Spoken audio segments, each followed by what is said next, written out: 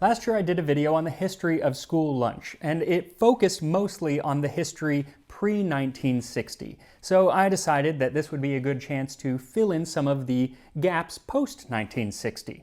And the first thing that I found actually came from a comment left on that video about how the Black Panther Party influenced the school breakfast program. See, in the late 1960s, a study came out showing that kids who didn't have breakfast didn't do as well in school. They were tired, they would fall asleep, they couldn't concentrate. Kind of makes perfect sense, enough that you wouldn't even think you'd need a study to show you that, but they did. And it also showed that most of these kids were in poorer neighborhoods where they didn't have breakfast in the morning, usually because they couldn't afford it. So in 1969, the Black Panther Party started a program at a church in Oakland, California that provided free breakfasts to children who needed them. That first day, there were only 11 kids that showed up, but by the end of that first week, 135 kids were participating every day. The success of the program was so great that the party decided that they would have all of their chapters repeat it. So this breakfast program that the Black Panthers were doing was happening all over the country, and it got really, really big. So big that it grabbed the attention of the FBI director, J. Edgar Hoover, who hated the Black Panthers.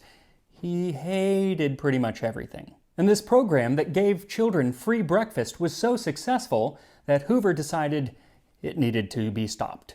The program represents the best and most influential activity going for the BPP, and as such is potentially the greatest threat to efforts by authorities to neutralize the BPP and destroy what it stands for.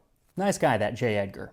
He began a campaign that spread rumors that the Black Panthers were poisoning the breakfasts, and that didn't work. So instead, he just had police go in and bust the places up, destroying all of the food before it could be served to the kids. Unfortunately, it was effective, and it led to the program being discontinued and breaking up. But it had already become so popular that it couldn't go away. That program went away, but the kids' desire for breakfasts did not. So it gave a big boost to another program that had already been in effect since 1966 but hadn't really taken off. And that was a government-run program called the School Breakfast Program, which Congress permanently authorized in 1975. Though it also came under fire only 6 years later when big budget cuts hit the government, and it did stick around and is still around today, but even today it remains a political football.